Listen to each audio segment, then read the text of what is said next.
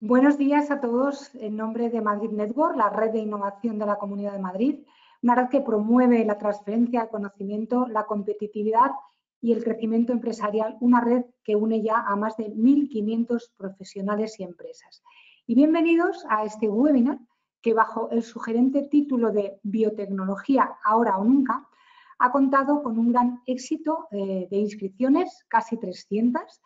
Tenemos personas conectadas y desde allí todo nuestro saludo, desde Medellín, Colombia, México, desde Londres, desde Bolivia, Ecuador o Perú. Gracias, por supuesto, a todos. Este webinar lo hemos organizado con uno de los miembros más activos del ecosistema madrileño, que es Aimin. Es una consultora de referencia en el I+D+I, no solo en nuestro país, porque tiene presencia en más de 15 países, 30 años en el mercado, y también contamos con la colaboración de empresas, de entidades que tenemos el lujo de tener en este panel, a los que luego saludaré, y a los que agradecemos su generosidad y su tiempo. La biotecnología, sin duda, está siendo cada vez más popular a nivel mundial, porque la biotecnología no solo es medicina o no solo es industria farmacéutica. La biotecnología son ciencias de la vida, son alimentos saludables, es medio ambiente, es agricultura ecológica. Es una ciencia, sin duda, intensiva en conocimiento, que tiene además una importancia estratégica en el marco de la innovación española, pues en torno al 20% de la actividad de I+D+I que se realiza en nuestro país va dirigido a la biotecnología. Y ahora mismo, en estos momentos, ha adquirido más protagonismo porque juega sin duda un papel clave en la situación actual del COVID. La comunidad biotecnológica está volcada en estudiar el virus, en desarrollar diagnósticos, en tratamientos, en curas. Todos los días nos levantamos ávidos de sus noticias. Sin duda, grandes esfuerzos se desarrollan en este sector para darnos respuestas terapéuticas. Y en este webinar compartiremos las mejores prácticas y analizaremos oportunidades del sector ante la nueva situación que se abre en este momento. Voy a dar un dato alentador, sin duda. En 2019, el CSIC recibió donaciones privadas en torno a 60.000 euros al año. Este año se ha consolidado la importancia de la ciencia en la cultura colectiva y ya se han recaudado 11 millones de euros en donaciones privadas. Así que con esta buena noticia iniciamos la jornada en la que contaremos con el lujo de tener la apertura institucional de Ion Arocena. Él es director general de Asebio. Asebio llevan 20 años comprometidos con la ciencia, con la innovación, como motor de desarrollo económico y bienestar social. Ion es de los jóvenes gestores que más promueve la biotecnología española. Buenos días y bienvenido, Ion.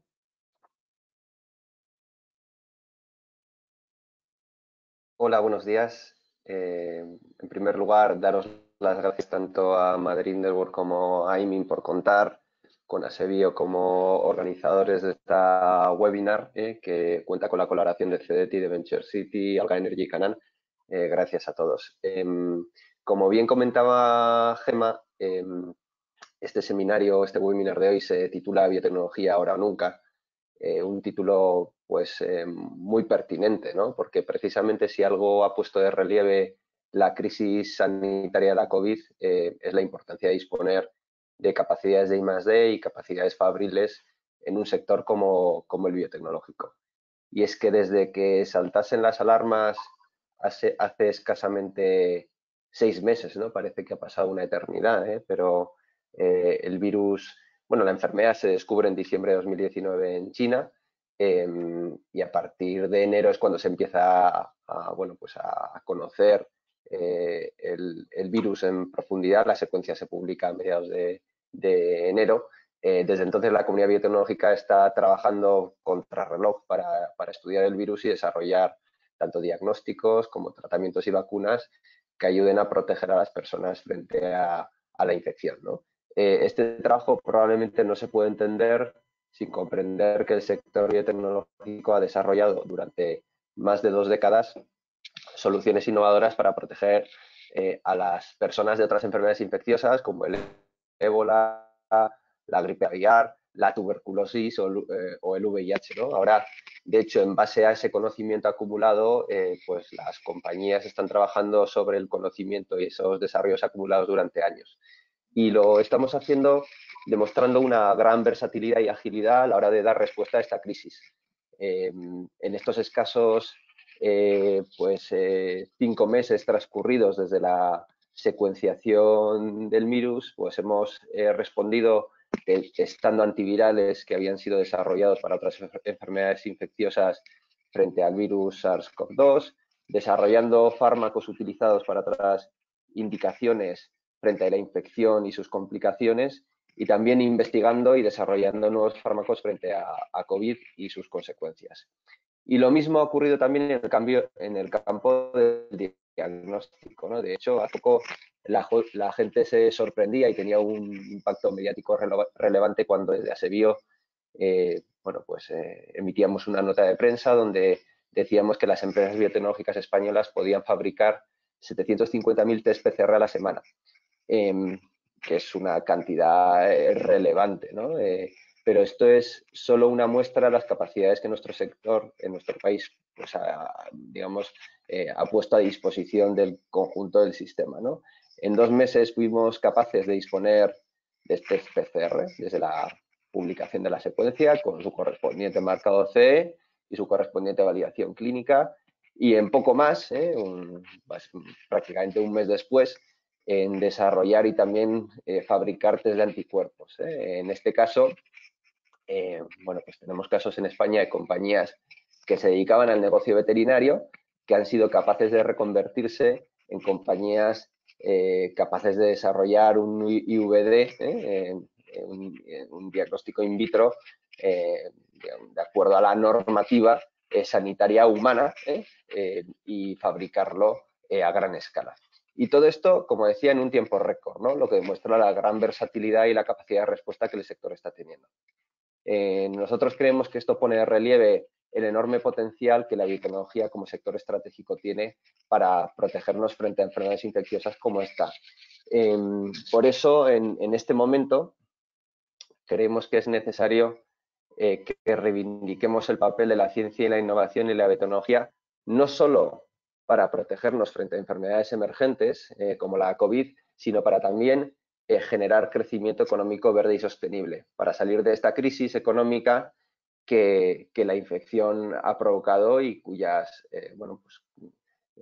que además vemos que está siendo muy importante de una profundidad muy relevante, ¿no? Porque además de vacunas, test y tratamientos, la biotecnología desarrolla también soluciones frente al cambio climático, que van desde cultivos resistentes a las sequías hasta biocombustibles. En España tenemos también empresas que dan segundas vidas a residuos tan nuestros como la vid y el olivo para generar productos de valor añadido, y otras que están desarrollando biocombustibles a través de algas, posicionándose como empresas estratégicas a nivel europeo. Aquí tenemos un ejemplo en Alga Energy que intervendrá en el panel posterior. Creo que todo esto demuestra que ahora más que nunca necesitamos al sector y que el sector biotecnológico es un sector estratégico, pero para que esto ocurra, pues la ciencia y la innovación tienen que situarse en el centro de la estrategia de reconstrucción de país para conectarla con los retos que tenemos por delante. Ahora se está hablando mucho de la reconstrucción. En ese contexto, nosotros como asociación creemos que es fundamental que la ciencia y la innovación se sitúen en el centro de esa estrategia de reconstrucción. De hecho, si algo bueno, que aunque parezca de un poco de vergüenza hablar cosas buenas de esta situación, pero sí haciendo la necesidad virtud, ¿no? Si algo bueno está dejando esta crisis, es que ha puesto de relieve el valor público que tiene la ciencia en nuestro país. Nunca antes la ciencia y la innovación habían abierto informativos y protagonizado tantas horas de televisión, ni habían estado tan presentes en los debates políticos como hasta ahora. Y esta es una oportunidad que tenemos como sector, que tenemos que ser capaces de aprovechar. Debemos reivindicar nuestra capacidad transformadora y nuestra capacidad de dar respuesta a los retos sanitarios, sociales y económicos que afrontamos. Espero que la jornada de hoy nos sirva precisamente a todos para entender mejor el contexto actual y las oportunidades que tiene, que nos abre la biotecnología Creemos que nos jugamos mucho en ello porque el coste de disponer de capacidades tecnológicas y de fabricación en el país de no disponer, el coste de no disponer de estas capacidades es demasiado alto. De hecho, creemos que es tan alto que no nos lo podemos permitir. Sin más, por mi parte, agradeciendo la invitación a hacer la apertura institucional, pues me gustaría desearos a todos que la jornada sea provechosa y daros las gracias por vuestra atención. Muchísimas gracias. Pues, un segundo. Pues muchas gracias, Ion. Nos quedamos con ese mensaje. Reivindicar la ciencia y la innovación en el centro de la estrategia de reestructuración. Y gracias por vuestro aporte, vuestra capacidad de respuesta y vuestra versatilidad, que seguro que ha salvado muchas vidas. Pues vamos a comenzar ya a presentar a nuestros panelistas, nuestra mesa de lujo de esta mañana. Tenemos a Andrés Ubierna, jefe del Departamento de Capitalización de Empresas de Cebeti, casa madre de la innovación de la financiación española, 40 años a nuestro servicio, más de 40 años, 300 profesionales. Andrés, ¿a cuántas empresas y cuántos proyectos habéis ayudado? Muchas gracias y bienvenido esta mañana. Muchas gracias. Buenos días a todos y gracias por habernos invitado a participar en este webinar. Tenemos también a Daniel Juste, es vicepresidente de Business Management de Venture City, que es un modelo de inversión y aceleración de impacto global. Ellos trabajan con hubs tecnológicos emergentes y con compañías de gran potencial durante las fases iniciales en el momento de escalar. Gracias, Daniel, por estar aquí. Buenos días. Un placer, buenos días y un especial saludo a mis casi compatriotas de Perú, Colombia y México, donde he vivido muchos años, con lo cual, nada, un saludo a los paisas también de Medellín y un placer y gracias a todos por invitarme. Agradecemos este madrugón que se han dado. Bueno, pues seguimos con Enrique Sanz, CEO de Canaan, de Venture Capital Club, que invierte en proyectos de I+D+I en sectores como la medicina, la biotecnología, la salud para su salida al mercado. Buenos días, Enrique.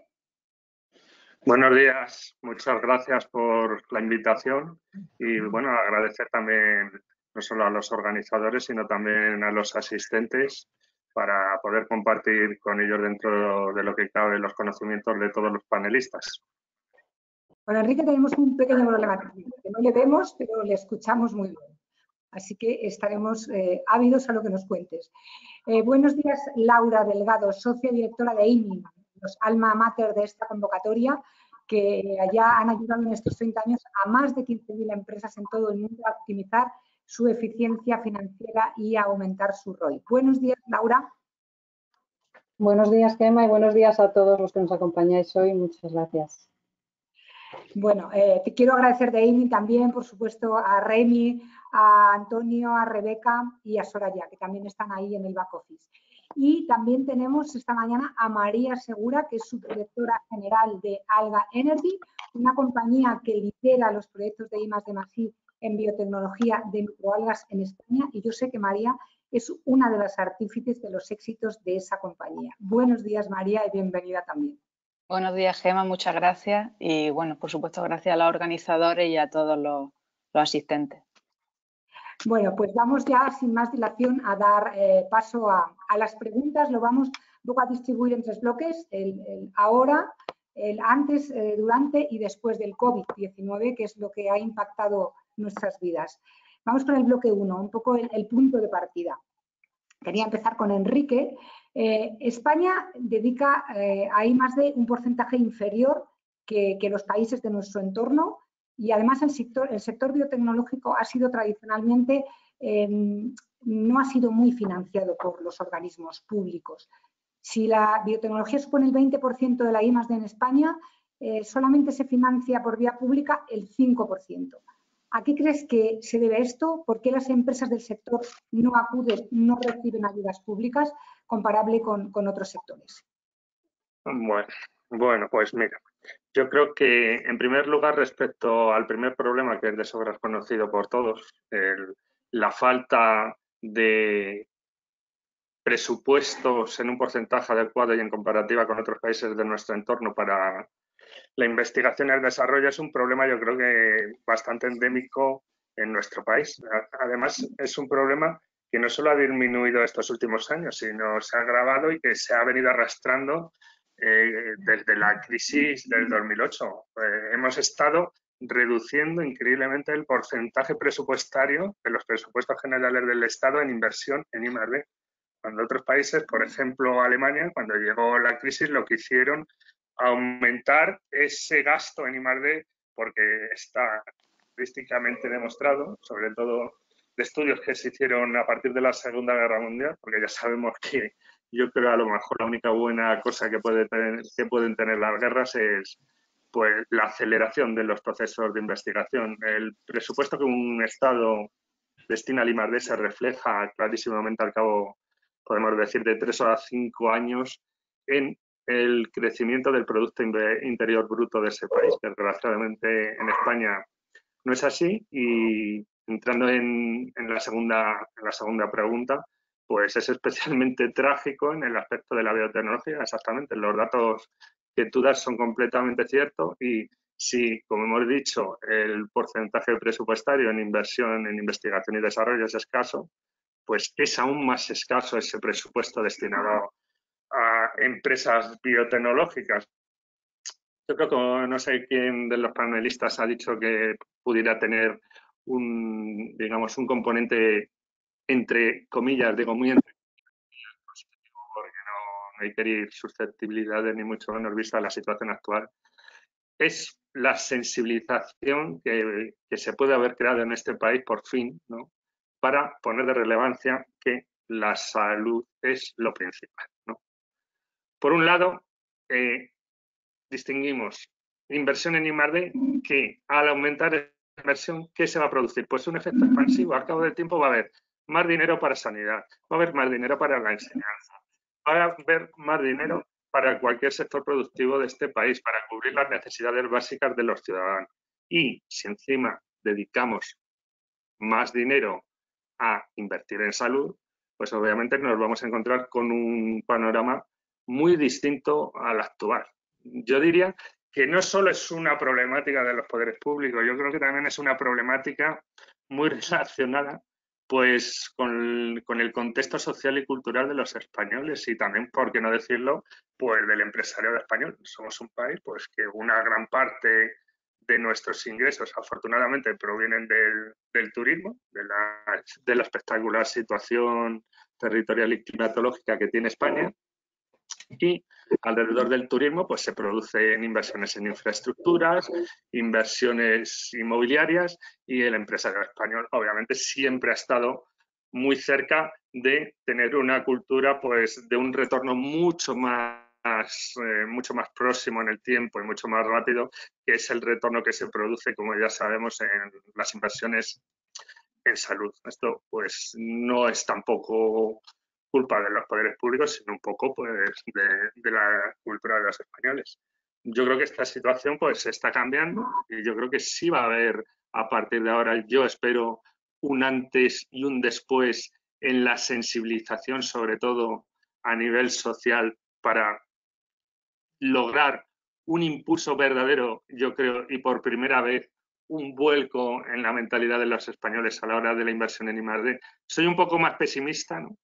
un poquitín más pesimista en cuanto es que esa mentalidad arraigue en los políticos, ¿no? Da igual el partido político que esté en el gobierno, sino lo que debe haber una política común, independientemente como sucede en países como Alemania, Estados Unidos, Gran Bretaña, Francia u otros países pues que han invertido pues, de forma espectacular en los últimos años en I+D y ahí se han visto los resultados como puede ser Singapur, Indonesia o los llamados tigres asiáticos, ¿no? Yo creo que sí se va a producir un antes y un después. Instrumentos, pues yo creo que también hay que tener un poco de imaginación, tanto que hablamos del impuesto, por ejemplo, que me parece que en Baleares, ¿no?, al turismo, o en Cataluña o en otras regiones españolas, cuando un extranjero o una persona se aloja en un hotel, que se paga un determinado impuesto. Lo que también se denominó el impuesto al sol, que afortunadamente ha desaparecido, ¿no? Pues a lo mejor había que crear pues un determinado impuesto solo para la inversión en I+D, que podría salir, pues, por ejemplo, tan acostumbrados que estamos y nos lo pasamos también en las terrazas, oye, pues cada vez que hacemos una consumición en una terraza, 5 céntimos tenían que ir pues a un impuesto especial. Si te parece, es una perdona, propuesta. Si te parece, como luego vamos a tratar el tema de posibles soluciones, pues si quieres, seguimos dando paso a la mesa para que tenga un poquito más dinamismo y luego incidimos más en qué tenemos que hacer. Gracias por tu aportación. Sin duda ese vuelco que hay que dar, pero hablabas dinero, dinero, dinero. Laura, en el contexto actual las empresas necesitan liquidez y la I+D+I se ha considerado como algo estratégico, pero ayudas, incentivos que tengamos a largo plazo o a corto plazo, perdón.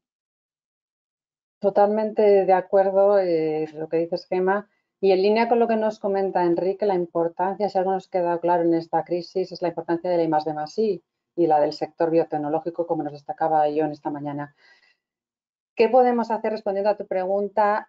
Si lo que necesitamos es liquidez, en el abanico de incentivos que tenemos, además de la financiación de CEDETI, que hablaremos mucho hoy de la mano de Andrés, ¿qué podemos hacer? Yo destacaría dos instrumentos para los organismos, para las organizaciones y las empresas, que son las bonificaciones y las deducciones, que son conocidas en este sector, pero no en todos los casos estamos maximizando, y cómo utilizarlos en este contexto. Nos ha pasado, nos hemos encontrado en muchos casos que nos han solicitado: necesito liquidez, necesito caja a corto plazo. En ambos casos yo creo que es importante entender y cuestionarse si estoy maximizando, si ya estoy utilizando los incentivos, si lo estoy maximizando y estoy aplicando para todos mis proyectos, actividades de I+D y de innovación. No solo la investigación clínica, la investigación básica, sino también la innovación tan importante y que se ha demostrado en esta crisis que la innovación en tecnología ha sido clave. ¿Por qué las bonificaciones? Pues las bonificaciones, siendo muy prácticos y siendo también un poco positivos, el mensaje: tenemos instrumentos ahora mismo que son maravillosos para las empresas, para las organizaciones, y las bonificaciones, todo aquel que tiene personal dedicado a I+D o innovación las va a poder aplicar. Tanto si las estoy utilizando como si no, las bonificaciones el mes que viene, al corto plazo, me da liquidez. Es el que mayor impacto va a tener en caja, con lo cual nuestra recomendación es revisar si las estoy aplicando y en todas las posibilidades que da el incentivo. En la parte de deducciones, en este sector es interesante, y a corto plazo tenemos ahora, si tengo el ejercicio fiscal natural, ya sabéis que tenéis el 25 de julio, el plazo acaba para la declaración del impuesto sobre sociedades. En el caso en el que tengáis cuotas, ya sabéis que lo podéis generar y aplicar ahora mismo en el impuesto, y eso te da caja, directamente te reduce la factura fiscal por tus proyectos. Fíjate qué incentivo tan bueno para la I+D+I. Luego hablaremos de cómo se puede mejorar a futuro, cuando pasemos al bloque del futuro. Pero como digo, si tengo cuota, lógicamente la aplicación directa me da caja en nada, en 2 meses. Sumado con la bonificación, si lo puedo compatibilizar, imagínate qué bien para mis proyectos de I+D+I. Pero adicionalmente, si no tengo cuota y tengo necesidad de caja, ya sabéis que podéis aplicar la monetización. En muchos casos sí estaréis utilizando la monetización vía el artículo 39 de la Ley del Impuesto sobre Sociedades, el llamado cashback, que conocéis, el sector biotecnológico lo utiliza, pero sí revisaría si lo estoy empleando para todos los proyectos, como decíamos antes, si he tenido una financiación de CEDETI con su informe motivado, si me lo he aplicado en el pasado o no, si los proyectos como decíamos antes, de procesos, tecnología, los estoy aplicando o no. Y si es la primera vez, pues lógicamente no cabe duda que es interesante y obtener ya esa financiación vía, como digo, caja. Y por último, la monetización también permite, hay otras vías, y sería un impacto significativo dentro de lo que es ya el ejercicio a corto plazo, este ejercicio fiscal, y sería la monetización vía tax equity o monetización privada, vender mis créditos fiscales al final a otras empresas. El impacto es muy significativo y es una inyección de liquidez a corto plazo. Eso sí, la recomendación, Gemma, en todos los casos, y en particular en este esquema último que os comento, es tener especial cuidado para no caer en ninguna contingencia. Nosotros siempre, bueno, vamos de la mano, o sea, nosotros tenemos, como decías, 30 años de experiencia y en el caso del tax equity también vamos de la mano de despachos para que todo quede perfectamente. Con lo cual, un mensaje positivo, existen instrumentos y en este ámbito, contexto que necesitamos liquidez, pues os animamos a explorarlos. Gracias, Laura. También te tenemos a disposición bonificaciones y deducciones. Si queréis alguna duda, pues ellos están a vuestra disposición. Ahora vamos con Andrés.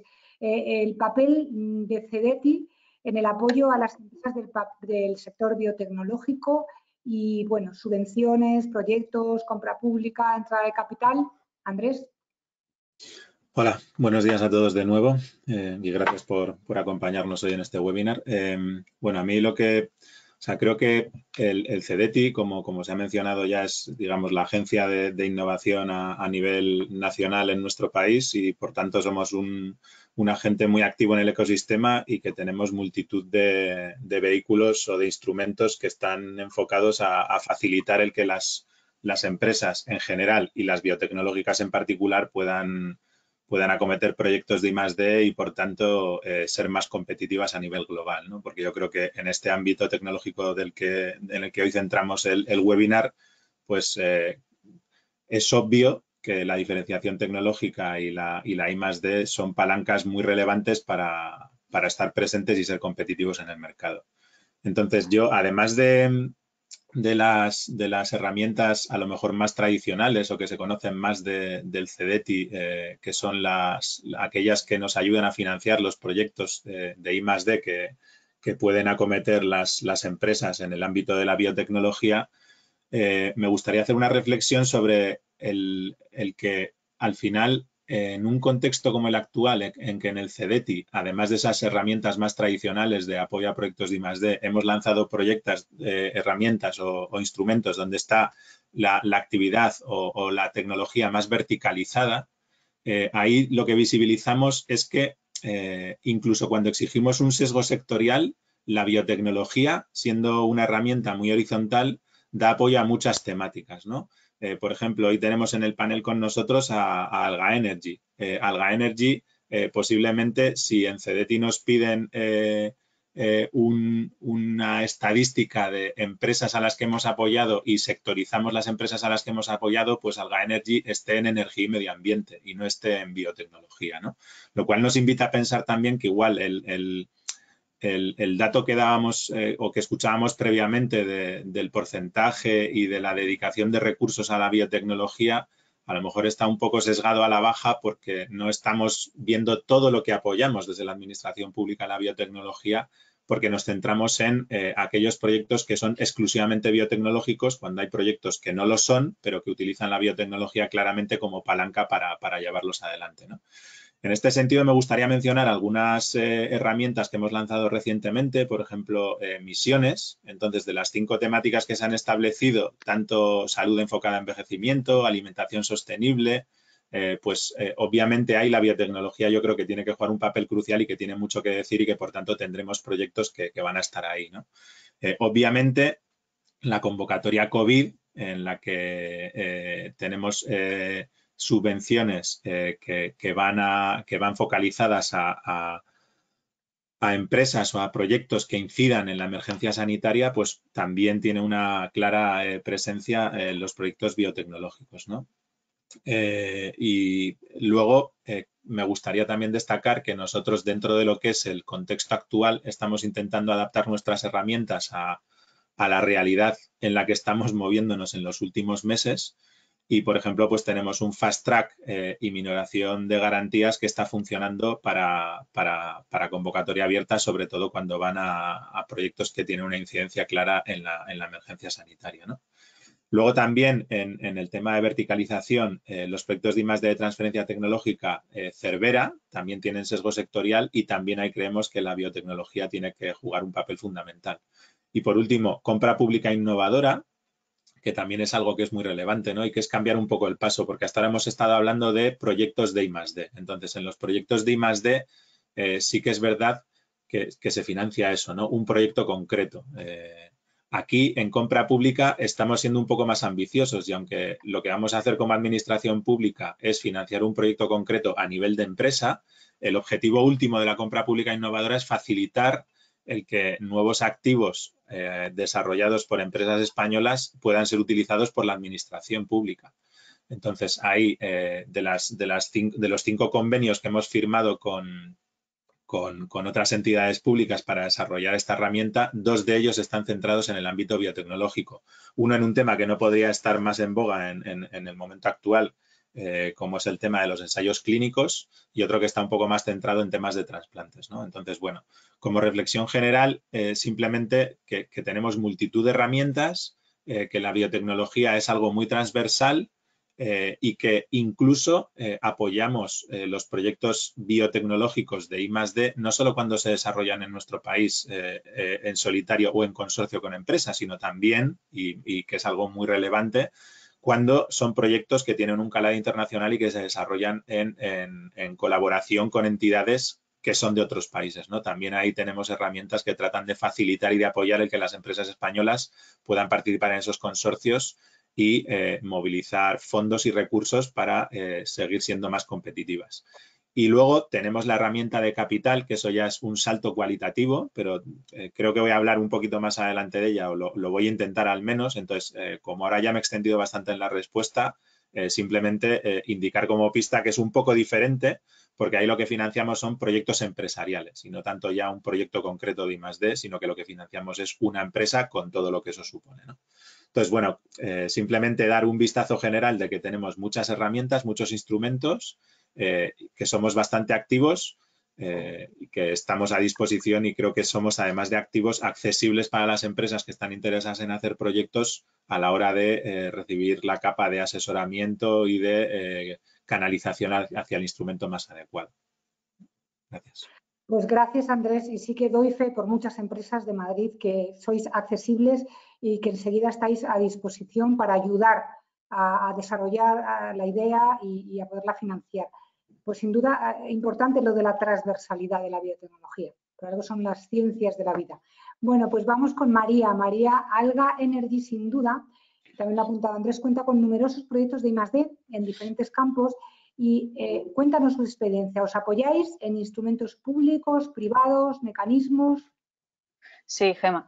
A ver, nosotros, como dices, somos muy activos en I+D+I. Nosotros creemos que es fundamental. Y bueno, para que os hagáis una idea, a lo largo de nuestra trayectoria podemos decir que hemos participado en aproximadamente más de 20 proyectos de I+D+I, y esto suma aproximadamente una inversión de 77 millones de euros. El tipo de financiación, tanto pública como privada. A nivel de financiación pública, solemos trabajar, por ejemplo, a nivel regional, con programas de la Comunidad de Madrid, a nivel nacional, lógicamente con programas de CEDETI, que yo también doy fe a lo que decía antes de la proactividad siempre que tiene CEDETI con todas las empresas y la disposición que tienen. Y bueno, a nivel europeo también somos muy activos, sobre todo actualmente en el marco del H2020, y luego también programas de tipo Life Plus, que de hecho con vosotros, Gemma, con Madrid Network, tuvimos un proyecto de esta convocatoria, de este programa, perdón. Y bueno, también a veces tenemos proyectos con financiación puramente privada, que son fundamentalmente con fondos propios. Y bueno, yo creo que este sería un poco el esquema de financiación de proyectos de I+D en Alga Energy. Al final el éxito está en tocar un poco todos los ámbitos, tanto el público como el privado, y desde luego ponerle muchas ganas, y yo sé, María, que tú se las has puesto, y bueno, un poco liderar estas convocatorias. Todo el equipo de Alga Energy, ponemos muchas ganas y empeño en ello. Todo el equipo. Vamos, bueno, pues vamos con Daniel ahora mismo. Vuestra relación, Daniel, con las compañías es directa, con las compañías de biotecnología, de salud. ¿Qué es lo más relevante respecto a la cultura hoy en día en estas organizaciones? ¿Qué claves hay que trabajar? Adaptación al cambio, incorporación de la innovación, en el ADN. Un poco cuéntanos esa relación directa del día a día. ¿Qué tienen que mejorar las empresas? Súper, pues si queréis voy a hacer un pequeño giro de volante y me voy a centrar en, o sea, cuando estuvimos conversando para qué es cultura, qué es mindset, qué significa, además voy a aprovechar y lo abro porque esto es global, o sea, ya no es ni solo Madrid ni solo España, sino que esta transformación es absolutamente global. Si uno se pone a pensar rápidamente que en realidad ya llevamos un par de décadas entendiendo cómo gestionar nuestras compañías a través de la tecnología o apoyándonos en la tecnología, perdón, pues digamos que le ha tocado el turno a la biotech. En realidad no es que le haya tocado el turno ahora, muchas de ellas vienen transformándose, pero si me permitís voy a citar yo he tenido la suerte de, cuando hacías la introducción, en el antes, durante y después de empezar a trabajar con una compañía biotech española, que en realidad tiene presencia en muchísimos países, y me he traído una frase de su CEO, de Andrés Fernández, que dice: crecemos porque el sector tira de nosotros, queremos reflexionar si podemos crecer de más formas, liderar nuestro camino. Y dice, hemos pasado de centrarnos en vacunas a centrarnos en biotecnología. Me encantó esta frase porque refleja también una ambición de futuro, ¿no? Entonces, para mí el primer tag de que es mindset digital no es diferente a tener un mindset que te permita seguir creciendo o seguir transformándote o seguir evolucionando la compañía para seguir dando pasos adelante en tu negocio. Entonces, un poco en base a ese tipo de declaraciones y centrándome en el mindset, de alguna forma también nos damos cuenta de que cada vez más productos de salud se han convertido en una commodity para las personas. ¿Cuántos de nosotros tenemos conversaciones sobre nutrición con nuestros amigos? Bueno, depende un poco de la edad y de si estás engordando mucho o poco o cómo te quieras cuidar, ¿no? Pero eso también es mindset, ¿no? De alguna forma, el primer mindset que cambiar, el segundo tag, es debemos de pasar de ser compañías puramente centradas en nuestros productos, que son excelentes productos y resuelven un problema, una casuística o son una vacuna que resuelve una enfermedad o previene una enfermedad, a ser negocios centrados en las personas, ¿vale? Y esto que se dice todo el tiempo en todo tipo de sectores, al final tiene que ver con muchas cosas, ¿no? Luego lo hablaré en los siguientes bloques, pero por hacer una pequeña estructuración, mindset digital también significa entender cómo las tecnologías te apoyan en tres elementos clave. Uno es cuáles son aquellas operaciones que queremos digitalizar, que en realidad pasamos de, yo qué sé, de papel a uso de la tecnología en una operación que ya va a seguir siendo la misma, pero que tiene que ser mucho más productiva. Otras, cuáles son aquellas que debemos de aprovechar para transformar, y eso hay que ayudarle también a todo el equipo de una organización, da igual si es de 200 personas que de 20.000. Hay que ayudar a todo el equipo que entienda la diferencia entre digitalizar una operación o una casuística normal de nuestra cadena de valor, a cuáles son aquellas que se tienen que transformar, y se tienen que transformar sobre todo para darle, digamos, gusto a las personas, ¿vale? Y luego hablaremos de quiénes son esas personas. Y lo tercero es el concepto, odio un poco ya la palabra, ¿no?, de disrupción tecnológica o disrupción de nuestro negocio, que son aquellas formas en las que el mindset digital, el conocimiento del digital, nos permite abordar nuevos modelos de negocio, nuevos modelos de venta, aquellas que sí que están más cerca de innovaciones un poquito más complejas, por lo tanto hay que tener más paciencia. Entonces, por terminar este primer bloque de mindset digital, yo diría que igual que dice Andrés que pasamos de vacunas a biotech, yo digo que pasamos de productos a personas, o sea, y ese es un cambio radical, ¿vale? Pasamos de hacer cosas a crear cosas o a co-crear inclusive cosas con los usuarios. Eso también forma parte del mindset digital, y nosotros también como empresa inversora lo vemos en las startups en las que invertimos. O sea, estás constantemente analizando cómo las personas hacen uso de tu tecnología, de tu producto, de tus servicios, de tal forma que puedes trabajar mucho más centrado en aquellas cosas que realmente sí que las personas están utilizando, ¿no? Y a mí esto me parece, digamos, la gran clave de la digitalización o de la transformación digital.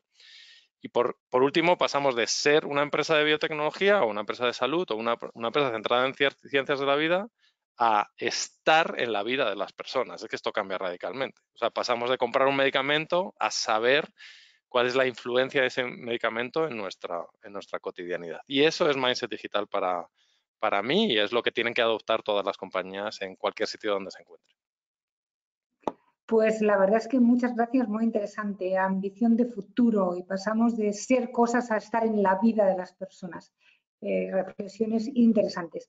Vamos ya con el segundo bloque, eso de quién te ha visto y quién te ve. Ya comentábamos que la pandemia ha hecho que la biotecnología haya despertado interés en los telediarios, en nuestras tertulias y algunos instrumentos que no acababan de arrancar han cobrado una importancia espectacular, como es la colaboración público-privada, una gran, sin duda, deuda del ecosistema de investigación.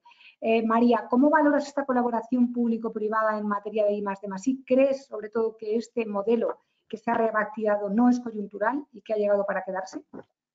A ver, para nosotros esta colaboración con el sector público creemos que es clave para el desarrollo de la industria emergente y de la sociedad en general. Y además, como digo, esta colaboración creo que es muy necesaria por varios motivos. Por una parte, el tejido empresarial se alimenta del conocimiento que se genera en esa universidad y en esos centros de investigación públicos. Por otra parte, es un motor que empuja a esta universidad esa colaboración y eso hace que se le puedan dar continuidad a las líneas de investigación que se arrancan.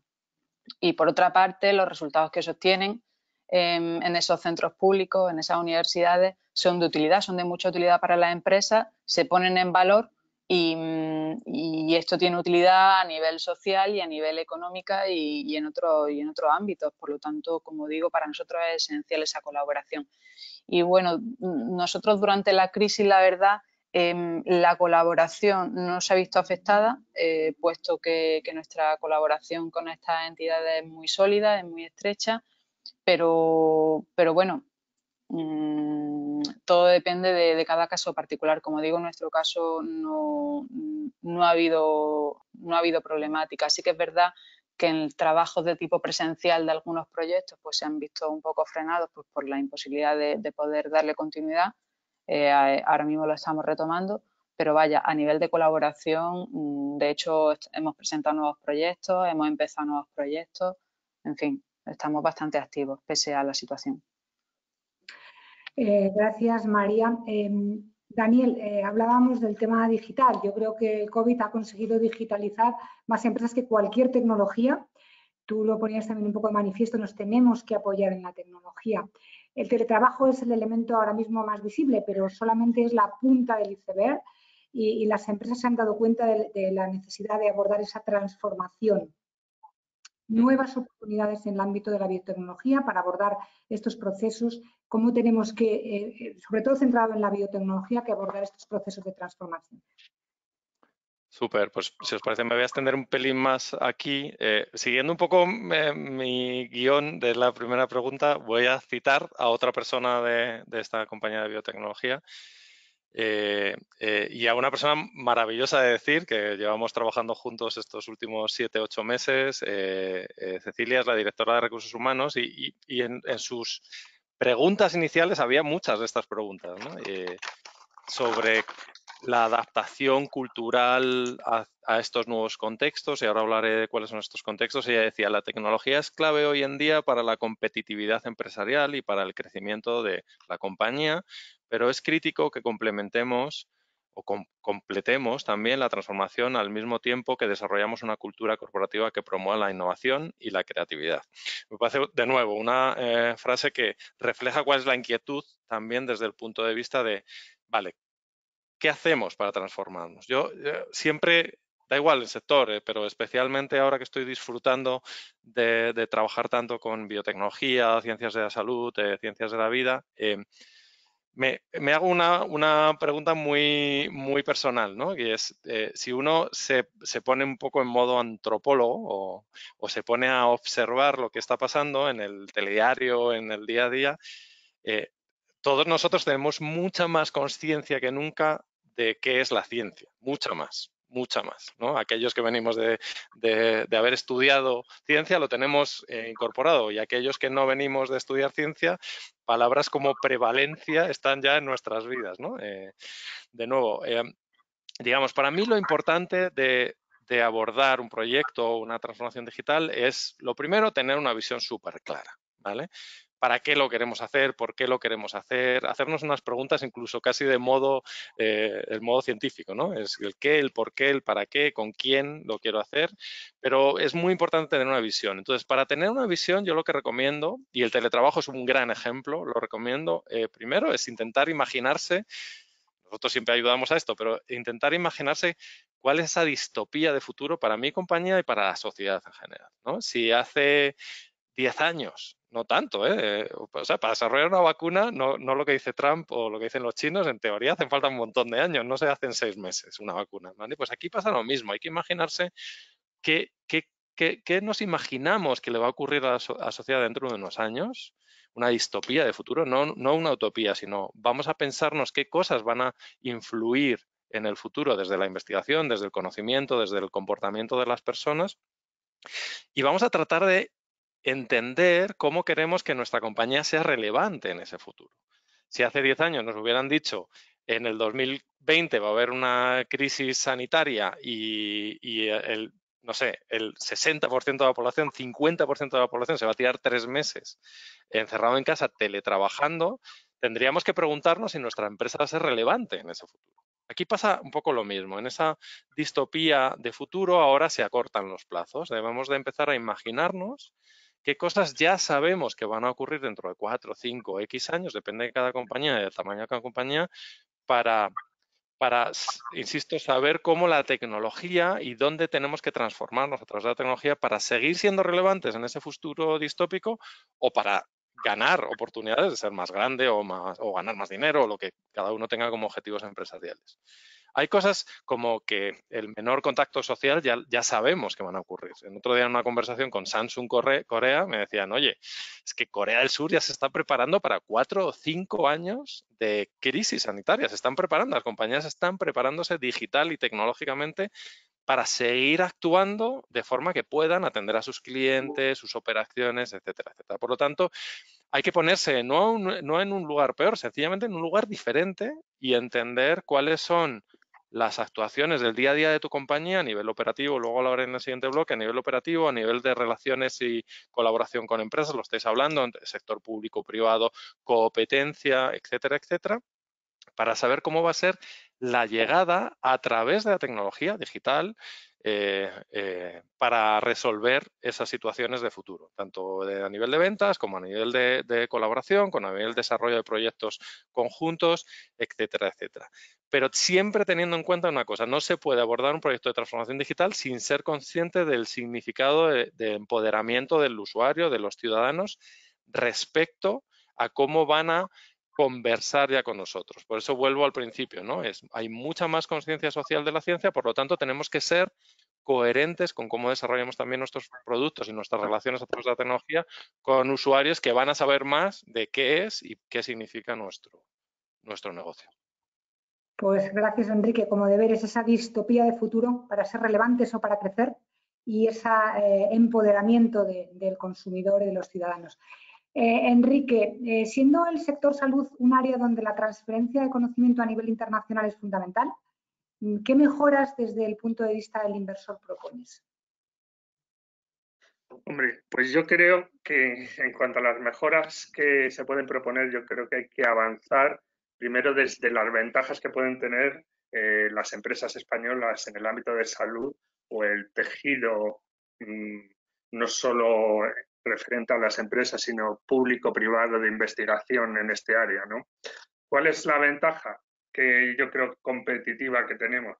Pues yo creo que en España se ha realizado una excelente ciencia y existen empresas realmente con un soporte científico, tecnológico y con un producto que ya se puede poner en el mercado, ¿no? Uno de los ejemplos que hemos comentado ahora es pues, cómo la situación del COVID, ¿no?, ha impulsado a determinadas empresas pues, avanzar en cuanto es en la producción de fármacos, avanzar en cuanto a la producción de vacunas, avanzar en cuanto a procedimientos o suplementos o complementos alimenticios para mejorar nuestro sistema inmune, ¿no? En España yo creo que hay muy buen soporte científico de muchísimas empresas. Pero ¿cuál es la desventaja con la que nos encontramos? Hombre, yo creo que es una desventaja obvia, ¿no? El tamaño de las empresas en general en España y de salud en particular, pues es un tamaño muy pequeño, ¿no? Un tamaño muy pequeño, y más si lo comparamos con empresas pues del ámbito del Reino Unido, empresas japonesas, empresas francesas, alemanas o, que vamos a decir, de las empresas americanas. Y ahí entra lo que es la segunda pata, ¿no? Intentar suplir esa desventaja para intentar potenciar, por otro lado, las ventajas competitivas de las que hemos hablado.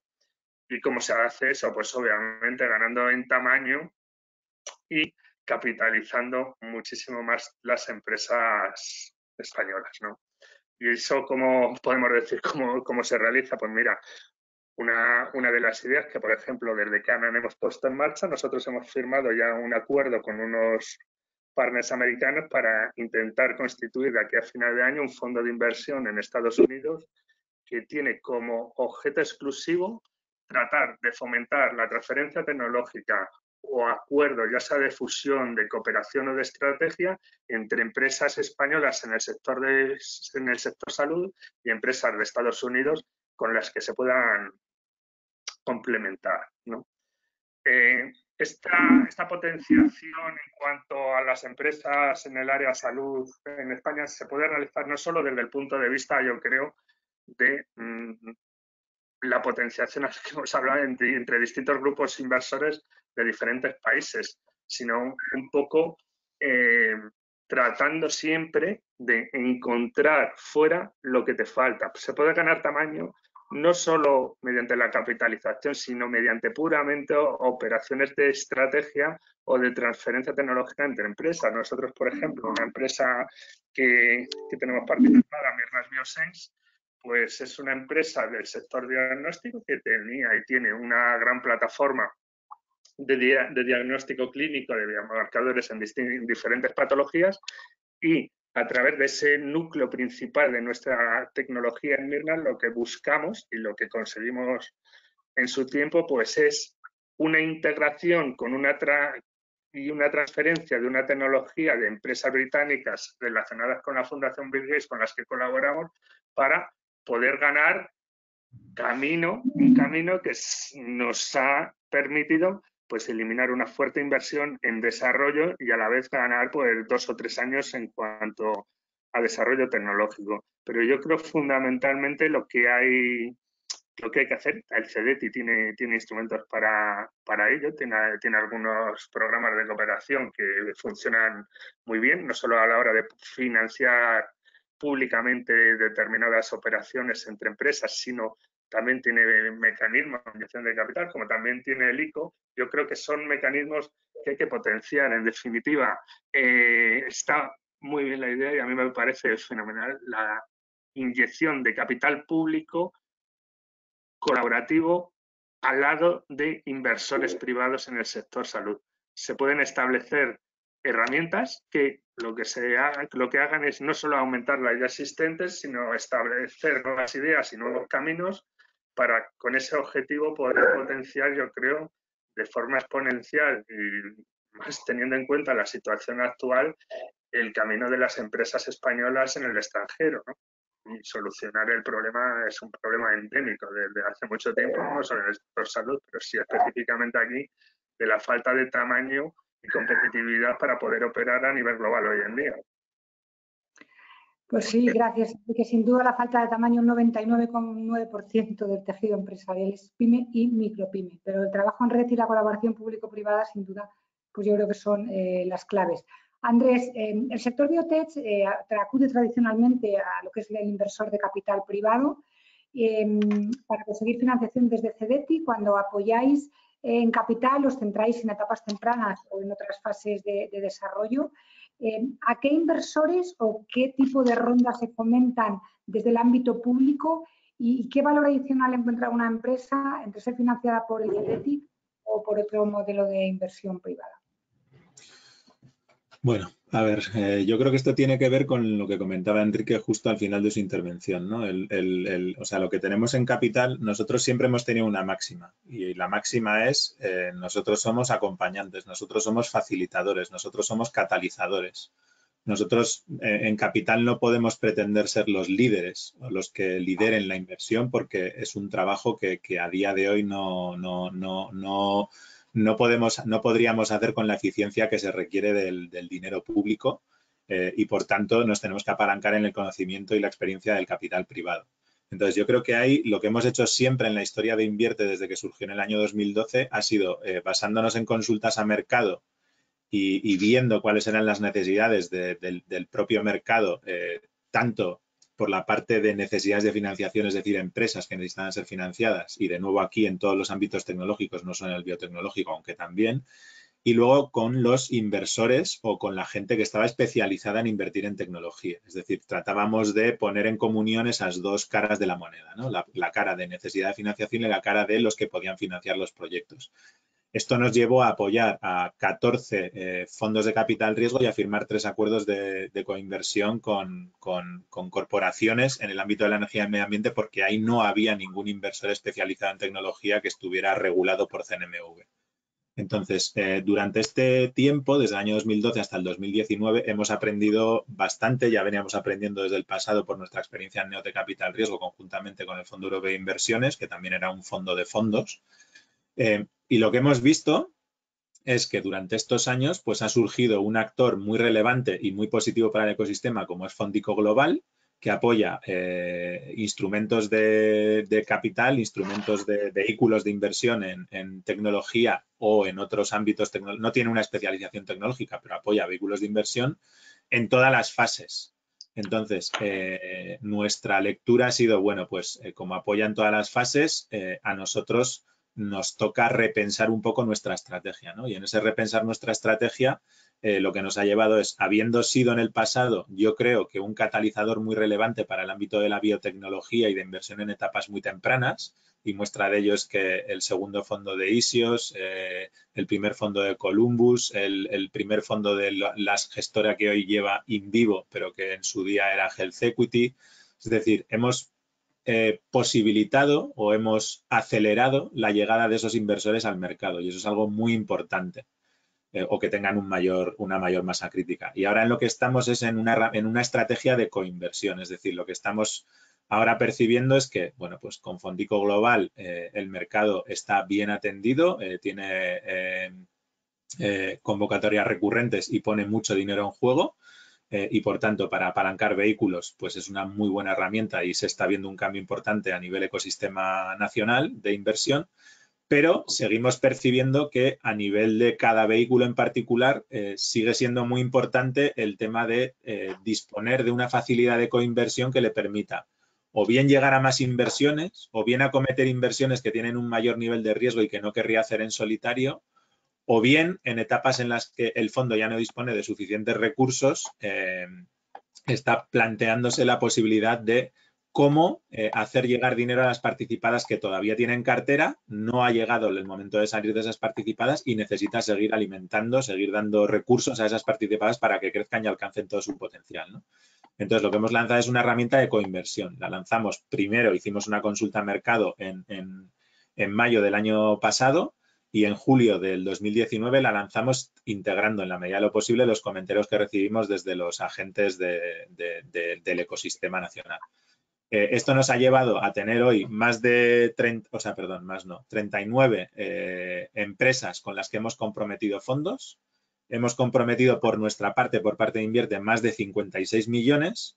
Y yo creo que el mensaje para el ámbito de la biotecnología es muy positivo, porque de esas 39 empresas, 17 son biotecnológicas. Y cuando digo que son biotecnológicas, es que son biotecnológicas. Es decir, no estoy hablando de empresas que utilizan la biotecnología, porque entonces tendríamos todavía más de 17. Pero empresas biotecnológicas tenemos 17. Y esas 17 empresas, que son más o menos el 40% de los proyectos que vamos a apoyar con Invierte o con los que hemos comprometido fondos, más de 35 millones, es decir, casi el 63%, bueno, el 63% largo, el 63%, están dedicados a esos proyectos. Es decir, que no solo son muchas empresas, sino que son muchas empresas y mucho dinero. Y esto me lleva a la segunda pregunta que hacías, o a la primera pregunta que hacías, que es ¿en qué etapa invertimos? Nosotros en coinversión invertimos tanto en etapas muy tempranas, es decir, podemos invertir desde 250.000 euros y en alguna empresa estamos en ese orden de magnitud, hasta 10 millones de máximo. Y en alguna empresa estamos cerca de esos 10 millones de máximo. Entonces, tenemos un abanico muy amplio. Y si a esto combinamos que financiamos entre el 50 y el 90%, bueno, financiamos no, que aportamos entre el 50 y el 90% de lo que aporta el inversor privado, eso nos lleva a que podemos estar hablando de rondas desde 500 y pico mil euros, 520.000 euros, hasta rondas de 30 millones. Es decir, estamos en un abanico, bueno, además no rondas, sino que eso sería la aportación nuestra más la del inversor privado al que hayamos homologado. Y luego, en la ronda pueden participar más inversores. Así que, en ese sentido, es muy amplio el abanico. Y luego, con respecto al valor adicional, nosotros siempre que apoyamos un proyecto nos preguntamos ¿qué diferencia marca invierte por estar apoyando este proyecto? Que es la herramienta de capital riesgo de CDTI. ¿Qué herramienta marca invierte por estar apoyando este proyecto? Entonces, el valor añadido tiene que venir o bien porque ese proyecto, gracias a que nosotros estamos participando, se cataliza y puede empezar a andar, es decir, un tema de velocidad, bien que estamos viendo que claramente el inversor privado toma esa decisión de inversión gracias a que le estamos apalancando, aunque la ha detectado él, y entonces está tomando ahí un riesgo y apostando por un proyecto que nos parece muy interesante desde el punto de vista de generar tejido, o bien, y aquí también es algo muy relevante, en operaciones grandes hay veces que el estar un mes o 2 meses o 3 meses sin cerrar una ronda tiene un perjuicio muy grande para la empresa en términos de perder ventana de oportunidad, pero luego también tiene un precio muy alto para la empresa en términos de recursos que va quemando, ¿no? Porque cuando una empresa se va haciendo grande, la estructura que necesita, que tiene detrás, es cada vez más amplia. Entonces, si no puede empezar una actividad porque no ha terminado de cerrar una ronda, pues es el coste que tiene que enfrentar es alto. Entonces, lo que diría es que en la segunda pregunta siempre tratamos de ver nuestra adicionalidad, siempre tratamos de ver qué aportamos como sector público, porque si la respuesta es esta ronda, si nosotros no estamos, se va a hacer igual, pues la reflexión interna que tenemos siempre del equipo es, a lo mejor no tiene demasiado sentido que participemos, ¿no? Entonces, bueno, es una herramienta que está funcionando muy bien, está acogiéndose muy bien por parte del mercado, la herramienta de coinversión, los números yo creo que lo demuestran, también demuestran que estamos siendo bastante ágiles y de hecho estamos muy entretenidos con esta actividad, pero también muy satisfechos porque creemos que es positiva y que puede tener un impacto muy positivo. Sin duda tiene un impacto. Has hablado de sustituir a la inversión privada, pero sí de enhorabuena, la verdad, que es un buen instrumento. Termino este bloque con Laura.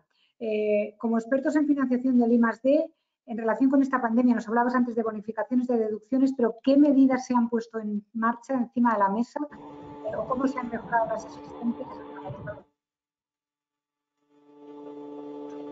A mí me gustaría destacar de todas las medidas, tanto por el tipo de medidas y la reacción de cómo se han puesto encima de la mesa esas medidas. Una vez más, hablamos del CDTI.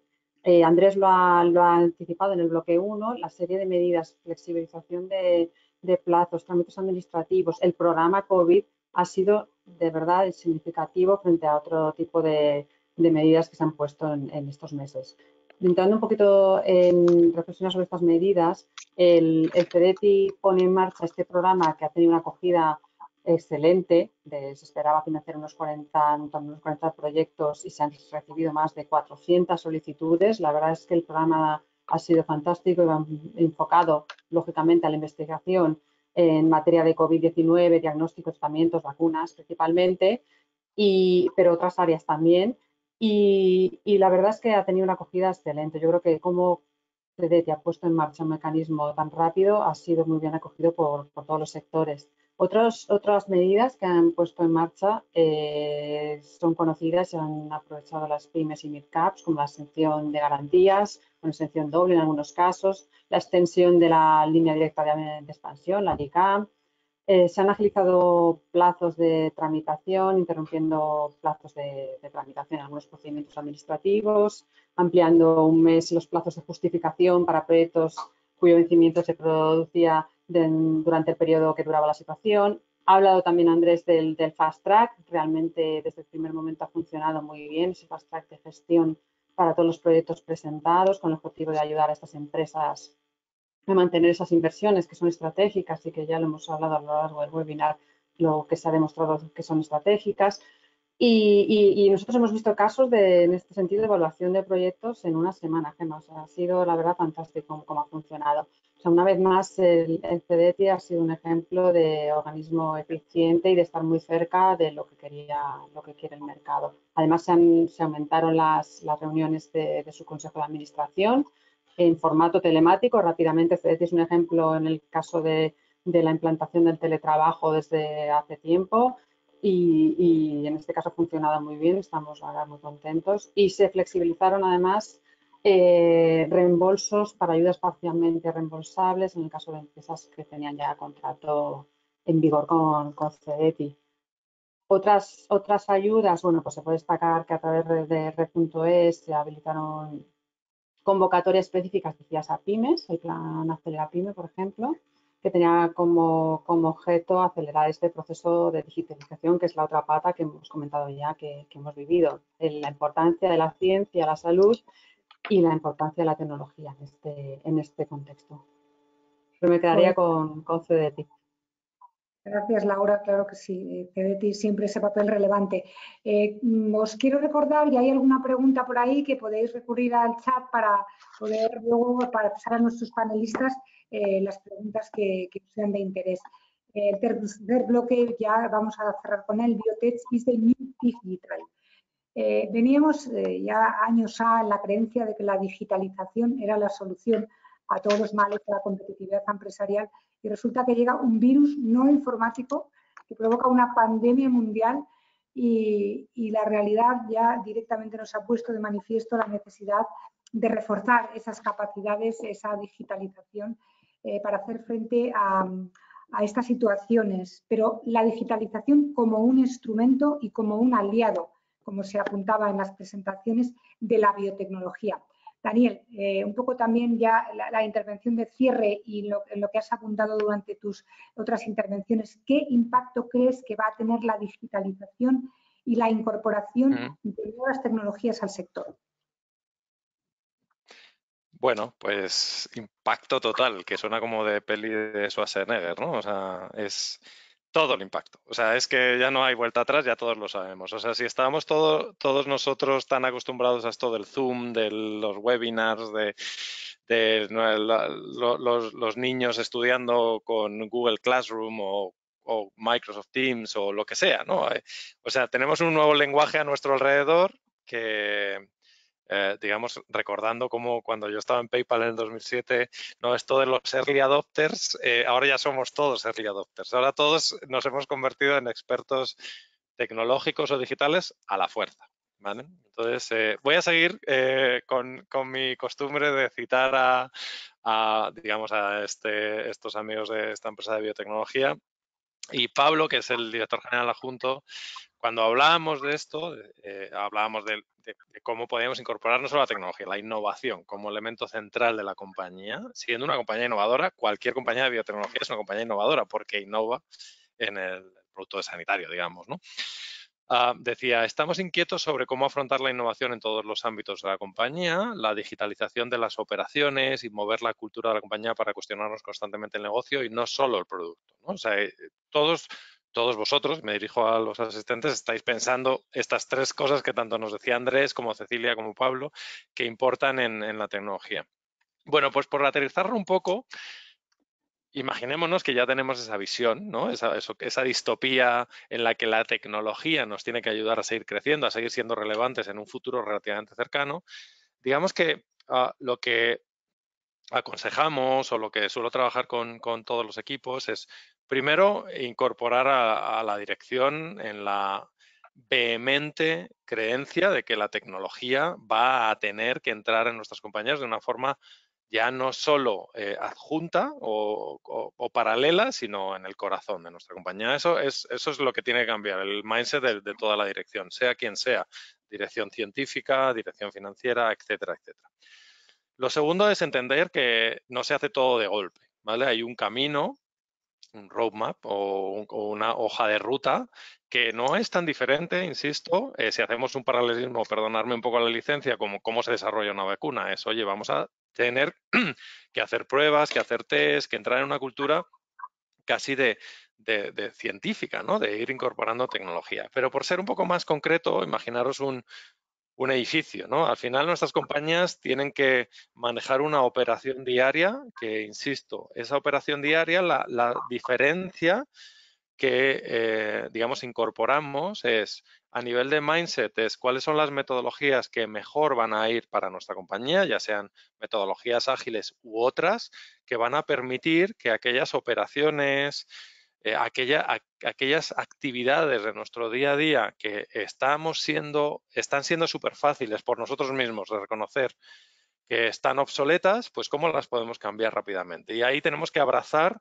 tecnologías habilitadoras, hay acciones tanto subvencionadas como súper, digamos, ya mucho más económicas. El coste de la tecnología, como dice un compañero mío de Venture City, es tremendamente más bajo que hace unos años, con lo cual incorporar tecnologías de comunicación digital, de operación, ERPs, CRMs, etcétera, etcétera, ya hoy en día es mucho más accesible. Pero hay un dato en este piso de abajo del edificio que es precisamente la data, valga la redundancia, ¿no? Tenemos que ser conscientes de que en ese futuro distópico el saber manejar información para en el futuro tomar acciones relevantes respecto a nuestros productos, servicios o nuestra propuesta de valor es crítico hoy en día. Aquel que no sea consciente de que tiene que empezar a diseñar modelos de data, de trabajar la data, no hablo del Big Data y estas cosas que suenan en el bullshitómetro tecnológico, sino que hablo mucho más de small data, ¿no? Es qué acciones desde la información soy capaz de cambiar rápidamente y cómo adecuo el mindset de mi compañía, de todos los empleados, para detectar rápidamente estas acciones y, por tanto, incorporar herramientas que las mejoren rápidamente. ¿De qué hablo cuando hablo de esto? De lo que nos está pasando en el día a día en el teletrabajo. Hemos detectado que necesitamos seguir teniendo reuniones, trabajando con nuestros compañeros, co-creando tal, y hemos adoptado Zoom o Teams o Google Meet o lo que sea la herramienta súper rápidamente. No ha sido tan complicado, ¿vale? Entonces, esa operación tiene que digitalizarse con cierta velocidad, ¿vale? Siempre suelo decir que estos tipos de proyectos se tienen que empezar y acabar en el mismo año fiscal para generar una sensación de, hey, tiene que ser rápido. Luego tenemos otro piso un poco más complejo, que lo nombro como relaciones y conexiones con otros operadores de mi ecosistema, ya sean instituciones públicas, otros competidores, partners, proveedores. En tecnología esto era tratar de convertir nuestros negocios en apicéntricos, es decir, cómo conecto la propuesta de valor de mi compañía con otras compañías o con otros partners o con otros proveedores para que sea lo más ágil posible. Esto ya es un horizonte de transformación mucho más grande. Aquí sí que ya hay transformación digital. ¿Qué hago para que mi compañía tenga dilución de frontera real con otros países, con la operación comercial, con la operación de pura cadena de valor en el B2B, por ejemplo, etcétera, etcétera? Y el último piso, el de más arriba, que no quiere decir que sea más importante ni nada, es cómo transforma comercialmente esta crisis sanitaria que estamos teniendo, cómo está transformando comercialmente a las pymes, ¿vale? Porque muchos se preguntan, ¿qué hago ahora para vender?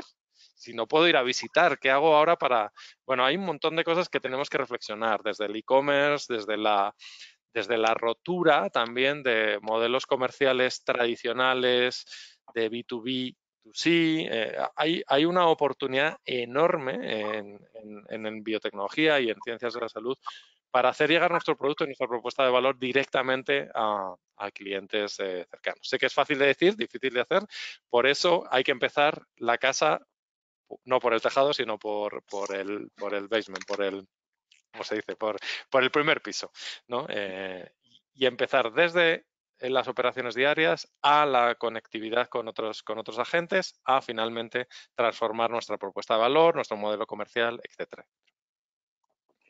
Pues muchas gracias, Daniel. Distopía, visión, transformación de la PYME, importante para nuestro país. Enrique, el impacto, ¿cuál es tu perspectiva en cuanto al impacto que esta problemática actual, esta pandemia, va a tener en el crecimiento del sector biotecnológico? Pues yo creo que lo he dicho ya antes, ya fue de repetirme, yo creo que va a producir un crecimiento expansivo en el sector y en muchas empresas.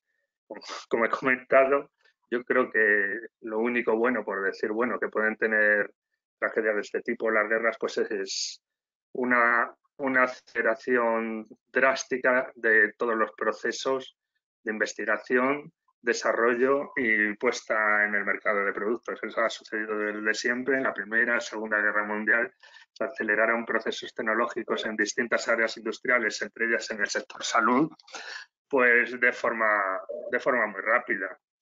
Yo creo que hay que distinguir también pues empresas que ya están, ¿no? Empresas biotecnológicas que tienen ya una trayectoria, que tienen ya tecnología, ciencia, que tienen producto en el mercado y que obviamente están en primera línea de fila para empezar a crecer. Y yo creo que hay que distinguirlas de empresas, por ejemplo, de otros sectores o que no es, mejor dicho, que no se han dedicado o no están dentro del área biotecnológica, pero han visto ahora mismo una oportunidad de negocio, ¿no? Yo creo que ahí estas empresas, bienvenidas sean, ¿no? Siempre que no haya ahí un matiz de oportunismo, es decir, que hayan venido para quedarse, no solo para aprovechar esta coyuntura, ¿no? Yo creo que va a aumentar drásticamente el importe de inversión en salud en los próximos meses, en los próximos años, ya estoy convencido, porque esto produce ya un cambio no respecto a las administraciones públicas ni tan solo para los inversores, sino para la gente en general, de la importancia que tiene el tener una sanidad pública, privada, unas estructuras en salud, unas empresas biotecnológicas que puedan aportar soluciones para momentos concretos, ¿no? Es un cambio de conciencia lo que se está produciendo y, por otro lado, lo estamos viendo constantemente, hay un fortísimo aumento de la colaboración transnacional entre empresas y grupos de investigación, ya sean públicos o privados, colaboraciones que se reflejan en clúster en la que colaboran, pues a lo mejor 15, 20 o más grupos de investigación actualmente para el desarrollo de una vacuna, para el desarrollo de un fármaco o para el desarrollo de un proceso determinado que esté íntimamente implicado con la problemática del COVID-19, ¿no? Hay actualmente pues una explosión de esos clústeres y grupos a nivel internacional. Lo que se ha demostrado también es que en salud, en el desarrollo de salud, hay procesos que evidentemente no pueden acelerarse, ¿no? Estamos hablando de ciencia, de pasos que a lo mejor en un momento dado fracasas y tienes que cerrar la investigación o la tienda, como vulgarmente poder decir. Pero hay otros pasos que sí se pueden acelerar y se están realizando y se están demostrando en estos momentos, que muchas veces es cuestión también de recursos humanos, de recursos económicos, de colaboraciones serias, ¿no? Y también, por qué no decirlo, a nivel pues regulatorio de determinadas situaciones que se produce una emergencia y hay que flexibilizar pues determinados procesos en cuanto a autorizaciones, certificaciones, licencias, para seguir dando pasos en el desarrollo de productos en salud, ¿no? Yo creo que siendo muy optimistas, pues es evidente que se va a producir un escenario bastante favorable para nuestro sector. En ello yo creo que debemos estar todos esperanzados. Pues gracias, Enrique. María, habéis elaborado un manifiesto para hacer frente a esta pandemia y citáis que algo que no hemos contemplado, pero que sin duda es interesante, que en tiempos de crisis la innovación sufre más, pues muchas veces pecamos de cortoplacistas. ¿Qué papel creéis que debe tener la innovación en el contexto actual? ¿Esto será coyuntural? ¿Pasará la fiebre un poco de la colaboración? A ver, nosotros en Alga Energy siempre hemos tenido una visión más a largo plazo y estamos convencidos además que solo a través de la innovación que muchas veces surge de la necesidad, podremos salir adelante más reforzados, generando así un país más próspero y desarrollo más sostenible. Para que os hagáis una idea, en estos últimos 2 o 3 meses nosotros hemos diseñado y aprobado un plan de I+D+I para los próximos 4 años, y eso implica unos esfuerzos considerables por parte de la empresa invertida en el desarrollo y en el aprovechamiento del inmenso potencial que tienen las microalgas. Es decir, nosotros durante este tiempo hemos trabajado igual o más en lo que es I+D+I, con lo cual, bueno, creemos que estamos aprovechando la oportunidad. Trabajar a medio plazo, sin duda. Andrés, habéis jugado un importante papel, habéis sacado convocatorias. En el marco del sistema biotecnológico, ¿qué papel consideráis que debe tener CDTI para la gestión y para la salida de esta pandemia, que todavía van a quedar meses?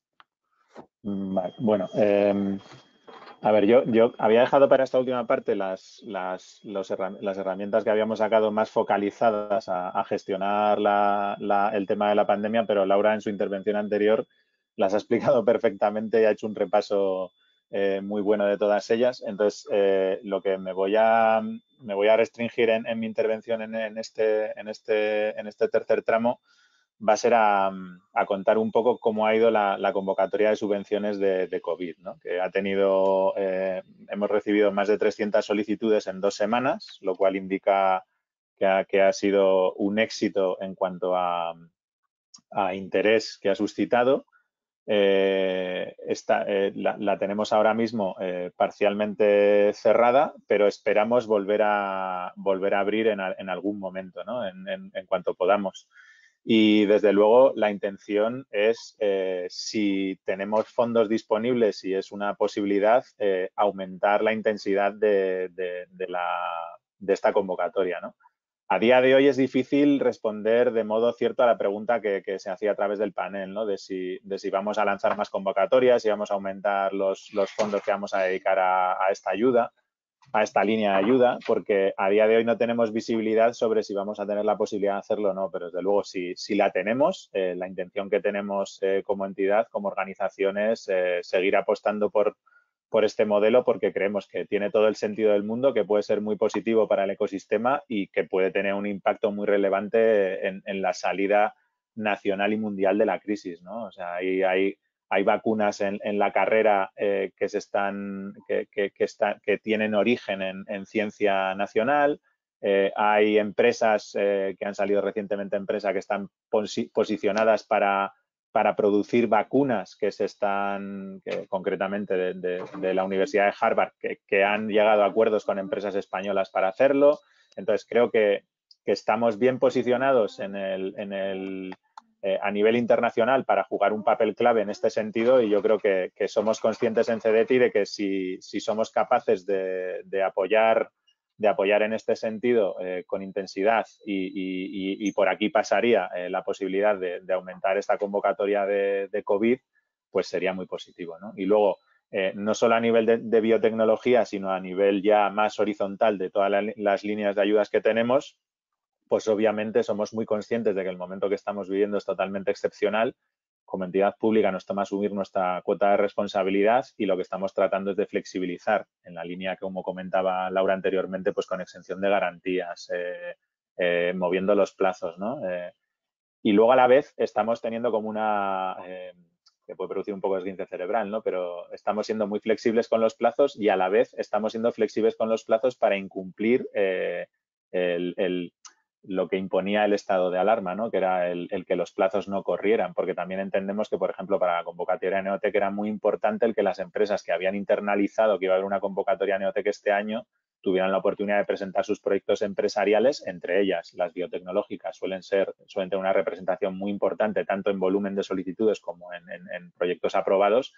Y ahí entendíamos que era muy importante el tratar de tener la posibilidad de, aunque estuviéramos en estado de excepción, sacar la convocatoria con un cierre cierto, ¿no? Y entonces es la dirección en la que hemos trabajado, flexibilizar en las dos direcciones, flexibilizar para que las empresas tengan más posibilidades a la hora de hacer frente a sus obligaciones para con CDTI, y también flexibilizar para que, aunque el contexto indicaba que no iba a ser posible, sacar convocatorias que puedan resolverse, pues como la de NEOT o como la de COVID, aunque estemos en un momento muy excepcional a nivel país, ¿no? en estos ámbitos. Pues gracias, Andrés. Sin duda, 300 solicitudes en 2 semanas. Eso pues, nos hace sacar pecho de nuestra marca país, de nuestra marca España, de la investigación española, que está a la altura de los grandes partners a nivel internacional y que hay que decirlo alto y hay que decirlo claro. Laura, esa carta a los Reyes Magos, esa poca sensibilidad de los políticos, pensando en el proceso de reconstrucción, donde la I+D ha sido una gran olvidada, ¿qué le pedimos a los legisladores en materia de I+D+I? Bueno, esa carta que dices a los Reyes Magos existe y hay una carta que desde COE se ha enviado, nosotros hemos contribuido y podemos resumir algunas de las medidas y hay otras que también se están barajando encima de la mesa, como es en el caso de CEDETI, que tanto hemos hablado hoy. CEDETI planea duplicar fondos en los próximos 3 años. Es una excelente noticia porque nos acercaría un poquito más a las agencias de otros países europeos y nos acercaría también a ese porcentaje del PIB que tan necesario es y tanto reclamamos desde los ámbitos de la I+D+I, tanto empresas como organismos de investigación, universidades, etcétera. Yo creo que volvemos a incidir en que la importancia de poner en el foco de todas las conversaciones de forma transversal la I+D es fundamental. En este sentido, nosotros en este escrito se han recogido una serie de medidas que están encima de la mesa y que os resumo. Hablábamos antes de las deducciones fiscales por I+D+I. Aquí lo que se está planteando es fundamentalmente flexibilizar los requisitos actuales de la monetización que comentábamos, el cashback, el artículo 39.2 de la Ley del Impuesto sobre Sociedades, y en este sentido hay una serie de requisitos que tienen que cumplir las empresas y sería eliminar el de mantenimiento del empleo e inversión para la monetización de aquellas empresas que o bien no han monetizado aún su deducción o habiéndola monetizado no ha prescrito el periodo durante que tienen que cumplir este requisito. Además, eliminar el periodo de carencia de 1 año y, por último, la quita del 20%, intentar reducirla o sea, lo que se ha planteado es recuperar la totalidad de la deducción. Sería, para el sector biotecnológico que tanto utiliza este esquema, sería una buenísima noticia. Luego hemos hablado mucho también de innovación tecnológica. Aquí lo que se está pidiendo es aumentar el porcentaje del 12 al 15. La innovación tecnológica es fundamental en nuestro país y en el sector biotecnológico también lo hemos salido hoy en la mesa.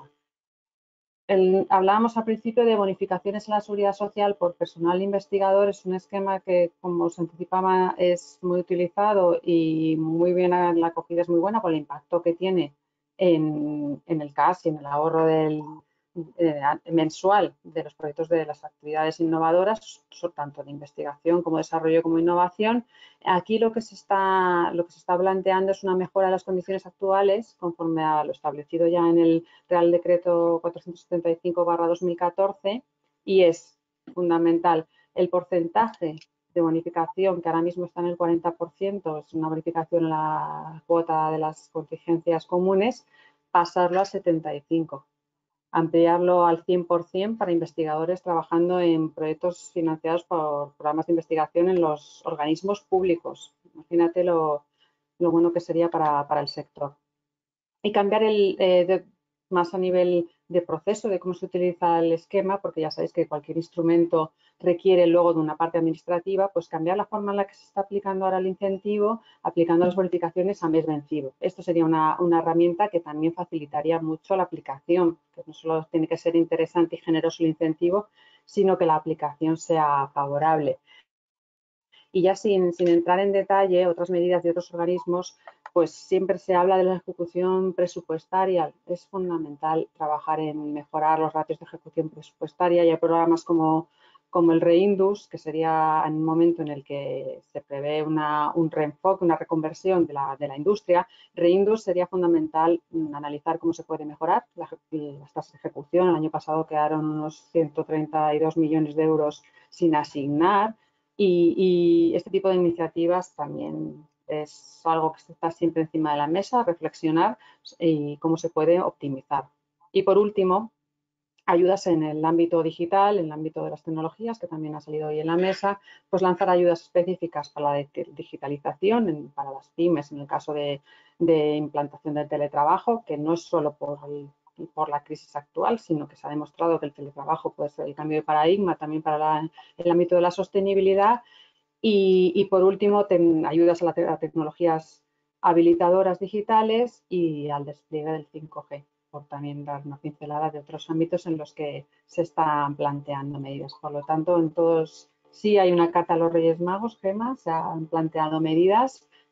Lo que se pretende en este escrito es, además se recoge, no cometer errores del pasado, que al final la I+D después de las crisis es la que sale más mal parada, sino empezar ya a trabajar en qué necesitamos para ese periodo de reconstrucción, para que la I+D, que tanto se ha visto que es necesaria, pues se siga impulsando.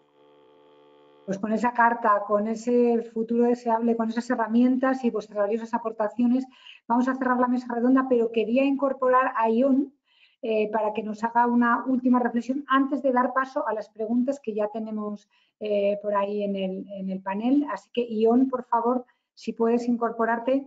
Quiero dar las gracias de Emin pues a todo ese back office, a Rebeca, a Antonio, a Soraya y a Remy, por supuesto, que están detrás. Rogelio Pardo, también director de Madrid Network, que está por ahí, Esmeralda, David, todos los que estáis detrás haciendo posible que esto se escuche y que se nos vea. Ion, no sé si estás por ahí para esa última, sí, para esa última reflexión final. Estoy aquí, lo que pasa es que no me deja activar la cámara, no sé si me lo tienen que activar desde no sé si ahora. tienes que dar un OK, ¿vale? Y tenemos preguntas, pero una reflexión un poco final. Estoy en proceso, no que tarde en conectarme, pero... Vale, pues... ¿Me oyen? Sí, te oímos perfectamente. No te vemos, pero ahora ya te vemos, te oímos y todo. Vale.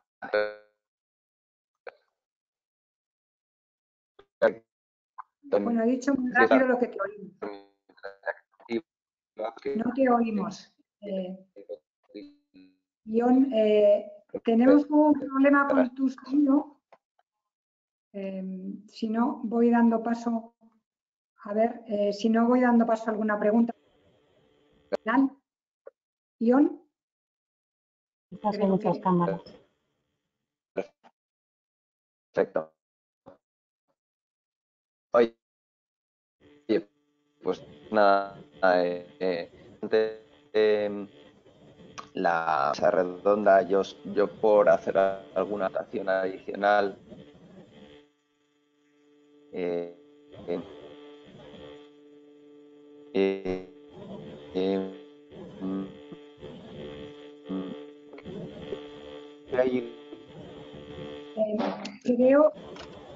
que se oye mal. No. Vamos a dar paso a las preguntas y a ver si podemos solucionar este problema y nos haces ya la intervención final. Nos preguntan que si además de la transferencia empresa a empresa, no habría, esta es la pregunta también del millón pendiente, ¿no habría que potenciar la transferencia universidad-empresa donde se genera la mayor cantidad de resultados de I+D+I, la famosa transferencia tecnológica? Cualquiera de vosotros que quiera intervenir, creo que estáis capacitados para hacerlo, o sea que os dejo la palabra. Si quieres, Andrés o María. Sí, vale, yo, o sea, si la pregunta, para entenderla bien, es, o sea, transferencia tecnológica desde el ámbito de investigación al mundo empresarial, especialmente la universitaria, ¿no? La relación universidad-empresa, que yo creo que es una gran deuda.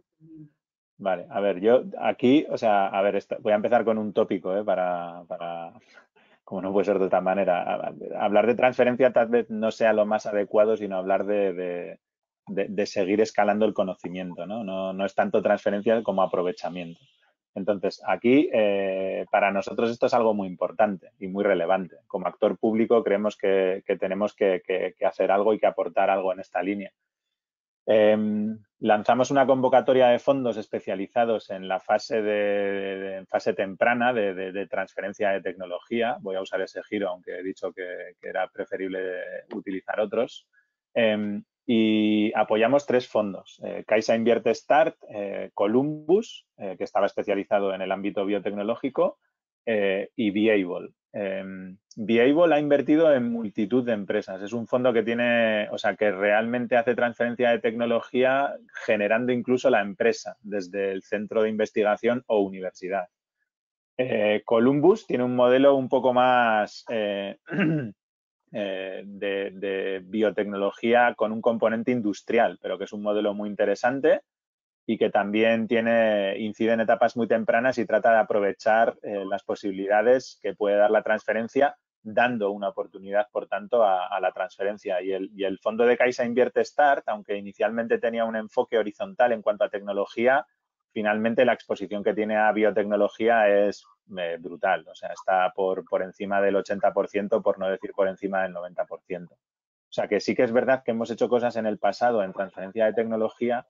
Y lo que hemos aprendido con el fondo de Viable, que es un fondo que invierte en Key Enable Technologies, pero, por ejemplo, pues tiene entre sus participadas a The Particles, que es una empresa que trabaja con nanopartículas y que al final, bueno, pues tiene un componente biotecnológico, lo que comentábamos antes, ¿no? Ese componente transversal de la biotecnología. Y tiene más empresas en cartera que utilizan la biotecnología. Entonces, con ese fondo lo que hemos aprendido es que si realmente como sector público quieres apoyar un fondo que invierte en multitud de empresas, o sea, ellos han invertido en más de 20 compañías, más de 25 me parece, en lo que llevan de vida y todavía están en periodo de inversión y van a seguir haciendo inversiones. Yo espero que, bueno, ellos esperan estar en torno a unas 30 y pico al final del periodo de inversión.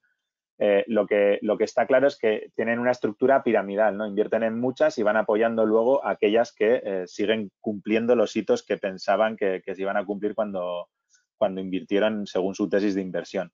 Entonces, lo que está claro es que esos fondos necesitan primero mucha estructura, porque no es lo mismo invertir en empresas que ya están funcionando que invertir en empresas que estás creando tú. O sea, las skills que necesitas como inversor y el equipo que necesitas generando esas oportunidades y gestionándolas es muy diferente. Y luego también hay una cuestión que es muy importante y es que obviamente el mercado, o sea, desde el punto de vista financiero, el ecosistema tiene el desarrollo que tiene. Entonces, si tú entras en etapas muy tempranas en transferencia de tecnología, posteriormente, cuando esas empresas necesitan escalar, van a necesitar fondos. Y dado que desde el punto de vista financiero no hay muchos inversores especializados, sí que los hay, pero no hay infinitos inversores especializados, pues esos fondos van a necesitar tener buen pulmón que les permita financiar a esas participadas durante unos cuantos años, ¿no? Entonces, en CDTI estamos convencidos de que los fondos en transferencia de tecnología necesitan tener un alcance muy ambicioso en cuanto a fondos bajo gestión. Y ahora mismo estamos planteando la posibilidad de lanzar un fondo de transferencia de tecnología, pero queremos que tenga un volumen de fondos bajo gestión muy significativo. Es decir, nos parece que no deberíamos de apuntar a fondos de transferencia de tecnología de 20 millones o de 30 millones, sino que más bien deberíamos de apuntar a fondos de transferencia de tecnología de 70 millones. Y yo creo que en el ámbito bio ese volumen de fondos bajo gestión se entiende todavía mejor, ¿no? Porque si la compañía va cubriendo hitos y va llegando a fases posteriores, las necesidades financieras que tiene van a ser muy relevantes, ¿no? Entonces, yo diría que transferencia de tecnología para nosotros es algo muy relevante que queremos apoyar. A día de hoy tenemos eso en la hoja de ruta de Invierte, el apoyar un fondo nuevo de transferencia de tecnología. Y por dar también un poco de color, en el último Consejo de Administración de Invierte que aprobamos 17 operaciones, 3 de ellas eran empresas que se creaban ex novo, o sea, son proyectos de transferencia de tecnología. Por tanto, sí que estamos presentes en transferencia de tecnología. Es decir, a los inversores que apuestan por la transferencia de tecnología, obviamente, cuando llegan a Invierte a pedir financiación, la pregunta de qué aportamos aquí como ente público que está financiando el proyecto empresarial, pues es bastante obvia, ¿no? Estamos ayudando a que la tecnología salga de los centros de investigación y se lleve hacia mercado. Vamos a contestar a otras 2 preguntas más para darnos no mucho de tiempo, pero si quieres, Daniel, ¿queréis aportar algo a esta reflexión de más transferencia universidad-empresa o más traslado de conocimiento?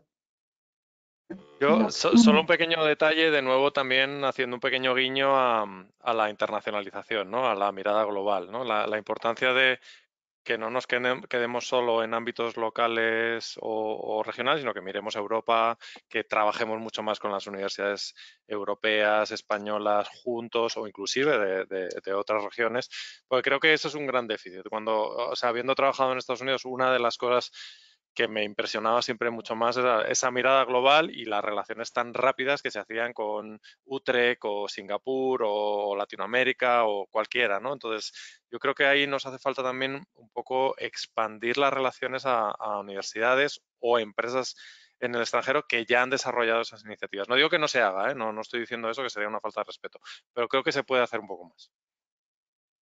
Yo estoy absolutamente de acuerdo con lo que has dicho. Actualmente la mirada en el ámbito del desarrollo biotech debe ser una mirada absolutamente global. Si nos circunscribimos a España, estamos perdidos. Como he comentado anteriormente, hay empresas, organismos públicos, inversores a nivel internacional suficientemente activos para, en un tiempo actualmente, con los medios de comunicación y tecnológicos actuales, establecer relaciones colaborativas y progresar muchísimo más rápido de lo que realmente se hace, ¿no? Hay que tener, yo creo, la mente muy abierta en ese aspecto. Esta es para Andrés.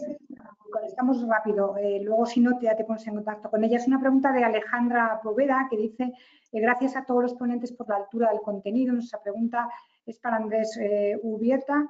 La convocatoria COVID-19 atrajo un volumen muy alto de solicitudes y es evidente que insuficiente. ¿Han previsto nuevas convocatorias? Ya nos decías antes que bueno, es difícil saber, pero ¿qué nos puedes...?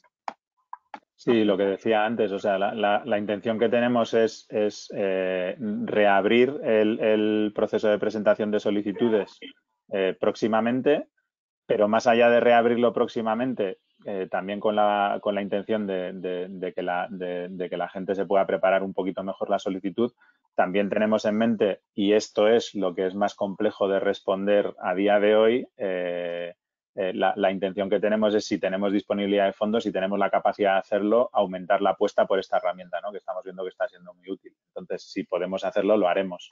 Pero a día de hoy responder es complejo, o sea, no podemos hacerlo. Vale, José Martí, que también nos había hecho otra pregunta, dice: este auge de la biotecnología en salud, ¿creéis que va a servir también para potenciar otros ámbitos de la biotecnología, como la terapia genética o la mejora genética de las plantas que tradicionalmente han estado mal vistas en Europa? Ahí lanzó. No sé si si te podemos escuchar. Espero que me veáis ahora por fin reconectado para refrescar la conexión. Sí, yo creo que esa reflexión es muy pertinente, ¿no? Y ahí iba un poco la reflexión que he hecho en el discurso de apertura de la importancia que tiene poner la ciencia en el centro de las políticas públicas, ¿no? Si algo ha puesto de relieve esta crisis es precisamente, bueno, pues la importancia que tiene que la toma de decisiones. Dime. Ion, es que te perdemos. Me parece que no me oís, ¿verdad? Te oímos ralentizado y cortado. Entonces, no sé si alguno de vosotros quiere hacer una intervención en esta línea. Enrique, Daniel, Laura. Sin duda era una pregunta más para Ion. De todas formas, luego podemos contestar directamente a través de correo electrónico las preguntas que tenemos en cartera. Y os voy a pedir así como una reflexión final. Esto no estaba previsto en el guión, la frase de Twitter, o sea, de esta jornada, eso de biotecnología ahora o nunca. Bueno, pues, ¿cuál es un poco vuestra reflexión, vuestra frase esa de Twitter de esta mañana? Laura, empiezo contigo. Gracias, Gemma. Pues sí, biotecnología ahora nunca y I+D+I ahora nunca. Yo creo que se ha demostrado que es necesario, lo sabíamos, todos los que trabajamos en esto, pero yo creo que ahora es una muy buena noticia porque ha llegado a la ciudadanía y está en boca de todos. O sea que, y más de más sí, ahora nunca, biotech, ahora nunca. María.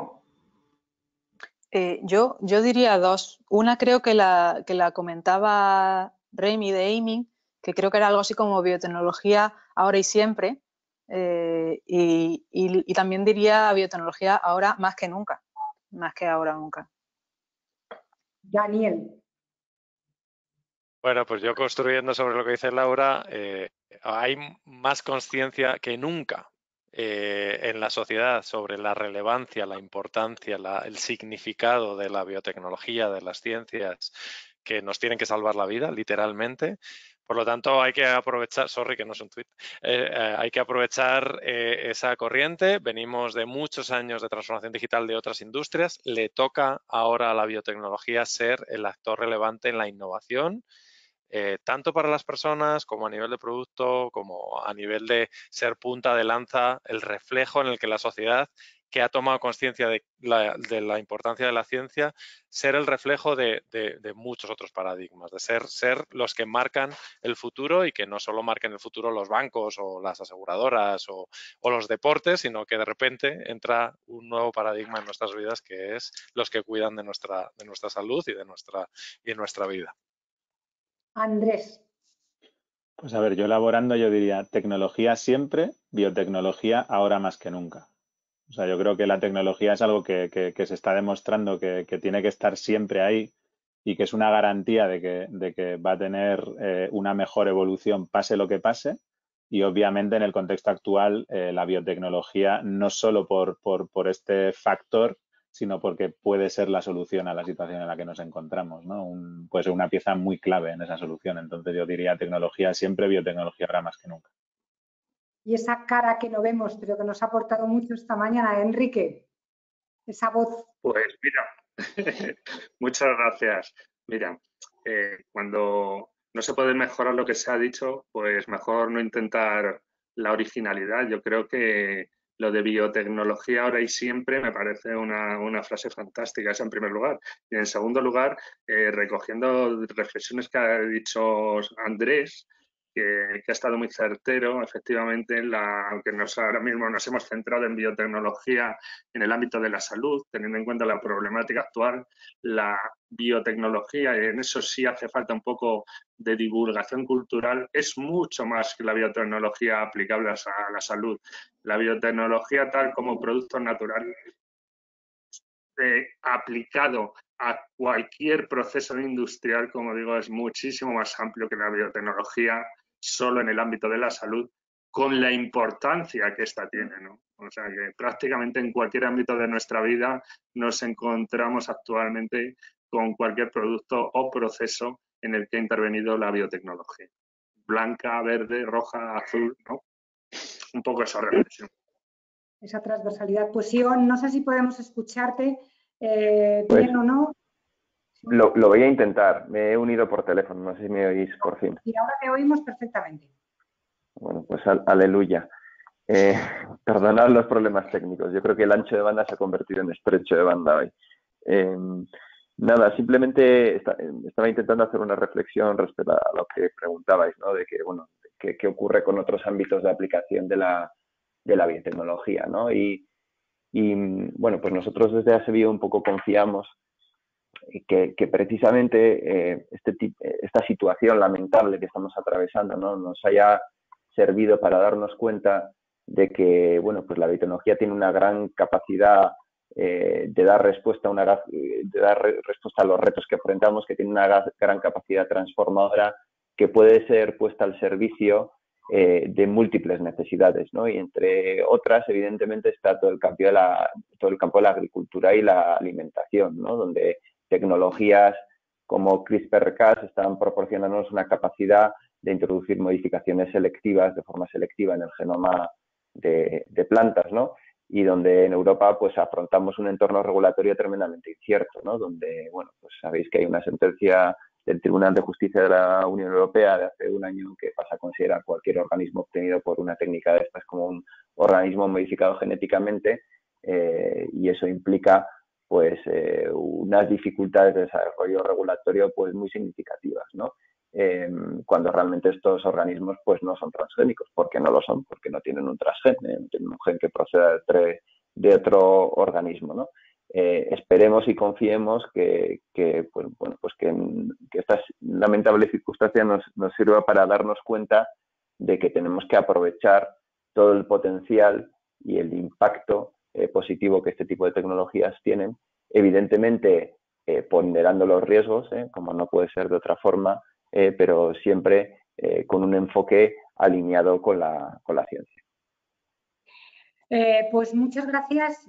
Tecnología ahora y biotecnología ahora y siempre, y más de ahora y siempre. Gracias Andrés, Azuleti, gracias Daniel, María, Laura, Enrique, gracias Ion y a todos los que estáis detrás por esta mañana tan valiosa, donde sin duda tenemos que sacar pecho de nuestros científicos, de nuestro sistema de biotecnología, de nuestra marca España, del apoyo que a nivel público y privado se está demostrando en este COVID-19.